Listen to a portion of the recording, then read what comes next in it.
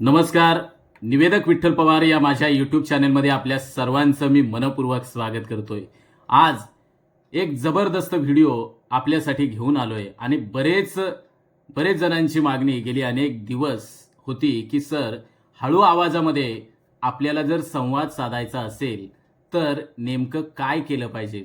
तर हाच व्हिडिओ आज या ठिकाणी मी घेऊन आलोय. तो म्हणजे हळू आवाजामध्ये तुम्हाला मोबाईलवरती किंवा अन्य तुमच्या मित्रांशी, मैत्रिणींशी किंवा नागरिकांशी, लोकांशी तुम्हाला जर संवाद साधायचा असेल तर तुमचा आवाज मोठा असतो, तर तो आवाज हळू आवाजामध्ये तुम्हाला सहजपणे संवाद साधता यावा यासाठी मी जबरदस्त ट्रिक्स, जबरदस्त उपाय आपल्याला या ठिकाणी सांगतोय. त्याला कोणताही रुपया किंवा कोणतेही पैसे त्यासाठी खर्च होणार नाहीत. ते घरगुती सोपे उपाय या व्हिडिओच्या माध्यमातून मी आपल्याला सांगतोय. तत्पूर्वी निवेदक विठ्ठल पवार या यूट्यूब चॅनेलवर जर आपण नवीन असाल तर माझ्या यूट्यूब चॅनलला तुम्ही सबस्क्राईब करायला विसरू नका. तर आपण पाहणार आहोत की तुमच्या आवाजाचा टोन आणि किंवा तुमच्या आवाजाचा जर व्हॉल्यूम हा तुमच्या खरं तर संवाद शैलीचा एक महत्त्वाचा भाग आहे. जर तुम्हाला तुमचा आवाज शांत आणि हळू ठेवून माणसांशी किंवा मोबाईलवरती तुम्हाला संवाद साधायचा असेल तर मी या ठिकाणी अत्यंत महत्त्वाच्या सोप्या टिप्स या ठिकाणी मी देतोय. हळू आवाजामध्ये बोलण्यासाठी या आहेत अत्यंत महत्त्वाच्या टिप्स. त्या पहिली टिप्स आहे, स्वतःच्या आवाजावरती नियंत्रण ठेवा. मला वाटतंय तुमचा आवाज तुम्ही उंचावण्याची तुम्हाला सवय आहे आणि त्यावरती तुम्ही ताबा ठेवण्यासाठी तुम्ही तुमच्या मित्रांशी, इतरांशी बोलत असताना शांतपणे बोलण्याचा सराव तुम्ही करायला सुरुवात करा. तुमचा घसा किंवा तुम्ही श्वासावरती नियंत्रण ठेवण्यासाठी तुम्ही दीर्घ श्वास घेऊन बोलायला सुरुवात करा. ज्या वेळेस तुम्ही बोलायला सुरुवात करणार आहे त्या वेळेस तुम्ही काय करायचंय की प्रथमतः दीर्घ श्वास घ्या आणि तो श्वास सोडा आणि त्यानंतर तुम्ही बोलायला सुरुवात करा. बघा, तुमच्या बोलण्यामध्ये जो मोठा आवाज आहे तो आपोआप खाली म्हणजे सायलेंट पद्धतीने तुम्ही बोलायला सुरुवात कराल. दुसरी या ठिकाणी मी अत्यंत महत्त्वाची टिप्स या ठिकाणी देतोय, ती म्हणजे तुम्ही आरशासमोर बोलण्याचा सराव दररोज करा. आवाज उंचावल्यास कसा वाटतो आणि हळू आवाजात तुम्ही बोलत असताना तुम्हाला कसं वाटतं याचा अनुभव खरं तर तुम्ही तुमच्या घरगुती पद्धतीनं आरशासमोर बोलण्याचा तुम्ही सराव करा. 3 आहे, सॉफ्ट टोन वापरा. बऱ्याच वेळा तुम्ही बोलताना एकदम मोठ्या आवाजामध्ये आवाजाची उंची तुम्ही वाढवत असता, तर तुमच्या आवाजामध्ये एक मृदुता आणण्याचं काम तुम्ही करणं गरजेचं आहे. कोणाशी बोलताना उगाचच उत्स्फूर्तपणे किंवा उग्रपणे बोलण्याऐवजी शांत पद्धतीनं तुम्ही शब्द उच्चारण्याचा प्रयत्न करा. शब्दांवरती बऱ्याच वेळा तुम्ही आघात करता, जोर देता, तर ती शब्दांवरती जोर देण्याऐवजी हळुवारपणे प्रत्येक वाक्य तुम्ही पूर्ण करणं गरजेचं आहे. पुढची अत्यंत महत्त्वाची टिप्स आहे ती म्हणजे शब्दांचा स्पष्ट तुम्ही उच्चार करणं गरजेचं आहे. तुमचा आवाज कमी केला तरी शब्दांचा स्पष्ट तुम्ही उच्चार केल्यानं समोरच्या व्यक्तीला तुम्ही काय म्हणताय हे समजेल. बऱ्याच वेळा ते समजत नाही, परंतु या पद्धतीनं जर सांगितलं तर निश्चितपणानं तुम्हाला या ठिकाणी मदत होईल. आणि संवाद साधत असताना शब्दांवरती ठसा द्यायचा असेल तर तुमचा काय करा, आवाज वाढवण्याऐवजी तुम्ही मध्यम गतीनं तुम्ही बोलायला सुरुवात करा किंवा तुमच्या त्या मध्यम गतीनं बोलण्यावरती भर तुम्ही द्यायला शिका. पुढची अत्यंत सोपी टिप्स आहे ती म्हणजे गर्दीमध्ये हळू आवाज कसा वापरायचा. गर्दीमध्ये संवाद साधायचा असेल तर मुलाखतीसारख्या वातावरणाचा सराव तुम्ही करणं गरजेचं आहे. उदाहरणार्थ, समोरच्या व्यक्तीचं तुम्हाला लक्ष वेधून घेत त्याच्या डोळ्यात डोळे घालून संवाद साधण्याचा प्रयत्न तुम्ही करा. तुमचा आवाज काय करा, शांत ठेवू नये. तुमचा मेसेज आहे, तुम्हाला जे काही सांगायचंय, समोरच्याला जे काही तुमचा मेसेज द्यायचा आहे तर तो समोरच्याला सहजपणे पोचू शकतो. हे तुम्ही खरं तर लक्षात घेणं महत्त्वाचं आहे. पुढची अत्यंत महत्त्वाची टिप्स आहे ती म्हणजे तांत्रिक मदतीचा तुम्ही उपयोग करा. म्हणजेच मोबाईलवरती तुम्ही बोलताना आवाज वाढवण्याची त्या ठिकाणी काहीच गरज भासू नये. म्हणून तुम्ही काय करा, तुमचा असणारा जो चांगल्या मायक्रोफोन किंवा तुम्ही हेडसेटचा वापर करा. तो सगळ्यांकडेच मायक्रोफोन किंवा हेडसेट असतं, त्याचा वापर अशा वेळेस तुम्ही करा.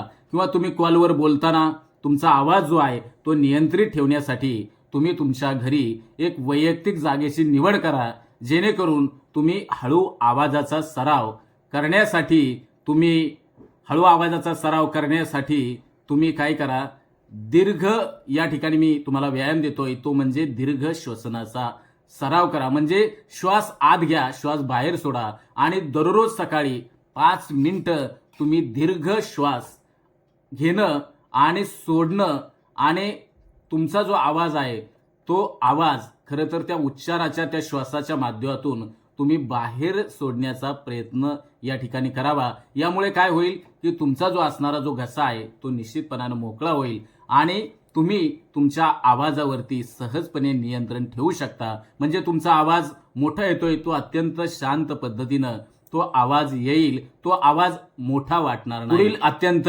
महत्वाची टिप्स आपल्याला या ठिकाणी देतोय ती म्हणजे मंत्राचा जप करा. हे जे उपाय मी या ठिकाणी तुम्हाला सांगतोय हे सर्व उपाय मी स्वतः केलेले आहेत आणि माझ्या निरीक्षणातून, माझ्या अनुभवातून हे सर्व माहिती याबद्दलचं मार्गदर्शन या ठिकाणी मी आपल्याला करतोय. पुढील टिप्स अत्यंत महत्वाची आहे ती म्हणजे मंत्राचा जप. तुम्ही दररोज ज्याप्रमाणे मी मगाशी सांगितल्याप्रमाणे एखाद्या परिच्छेदाचं दररोज वाचन करा आणि इतरांना ते ऐकून दाखवा आणि त्यांची प्रतिक्रिया समजावून घ्या. त्यांनी दुरुस्ती तुम्हाला सांगितली असेल तर त्या ठिकाणी तुम्ही दुरुस्त व्हा. त्याच पद्धतीनं मी आपल्याला सांगतोय की दररोज तुम्ही व्यायाम करत असताना मंत्राचा या जप करा. तो मंत्र म्हणजे नेमका कोणता आहे? ओम किंवा इतर शांत मंत्राचा जप हळू आवाजामध्ये करणं अतिशय महत्वाचं आहे. यूट्यूबवरती असे अनेक मंत्र आहेत की तुमच्या आवाजाला एक बेस निर्माण करणारे मंत्र आहेत. तुमचा आवाज अतिशय सुंदर येण्यासाठी आणि तुमचा आवाज नियंत्रित करण्यासाठी अनेक असे मंत्र आहेत. तर ते मंत्र तुम्हाला यूट्यूबवरती सापडतील. त्यातलाच एक ओम हा अत्यंत महत्वाचा मंत्र आहे, ज्यामुळे तुमच्या आवाज तुम्हाला नियंत्रित करता येईल. आवाजामध्ये एक प्रकारचं बेस, आवाजामध्ये एक प्रकारचा नाद तुम्हाला सहजपणे मिळवता येईल आणि ते कौशल्य तुम्ही सहजपणे प्राप्त करू शकाल.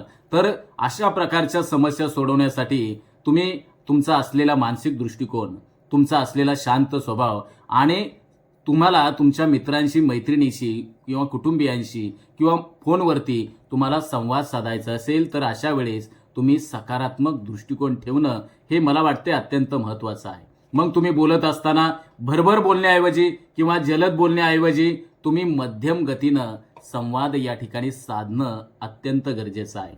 गोंधळाच्या परिस्थितीत देखील तुम्ही शांत राहण्याचा प्रयत्न करा. ज्यावेळेस एखाद्या कोणत्याही गोष्टीवरून तुमचा गोंधळ उडालेला असेल किंवा तुम्ही घाबरलेला असाल किंवा तुमच्या मनामध्ये भीती निर्माण झालेली असेल तर अशा वेळेस तुम्ही तुमचं मन तुम्ही त्यावेळेस शांत राहणं, स्थिर राहणं अत्यंत महत्वाचं आहे.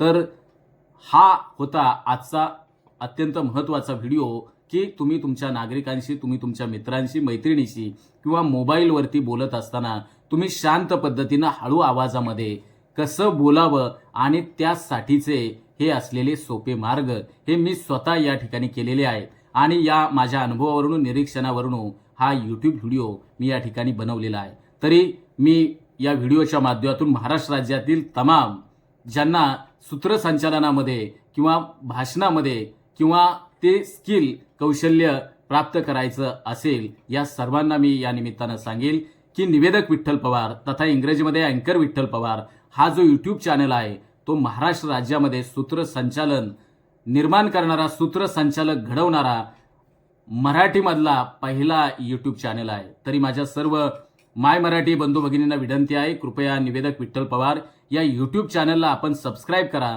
आणि व्हिडिओ आवडल्यास लाईक करा, शेअर करा, कमेंट्स करा आणि तुमच्या प्रतिक्रिया आणखीन कोणकोणते व्हिडिओ बनवणं गरजेचं आहे त्यापूर्वी तुम्ही माझ्या निवेदक विठ्ठल पवार या यूट्यूब चॅनलवरती जवळजवळ 1700हून अधिक व्हिडिओ आहेत. ते व्हिडिओ संपूर्ण पहा आणि आणखीन कोणते व्हिडिओची आपल्याला गरज आहे ते मला कमेंट्समध्ये लिहून पाठवा. ते व्हिडिओ मी निश्चितपणाने बनवण्याचं काम करणार आहे आणि माझं एकच ध्येय आहे, महाराष्ट्र राज्यामध्ये निवेदक घडवणं, ते देखील निस्वार्थाने, निरपेक्ष भावनेनं. तरी तुम्ही मला सपोर्ट करावं अशी मी या निमित्तानं विनंती करतो. धन्यवाद. आमच्या चॅनलवर नवीन असाल तर सबस्क्राईब बटनावर क्लिक करा आणि बेल आयकॉन प्रेस करा.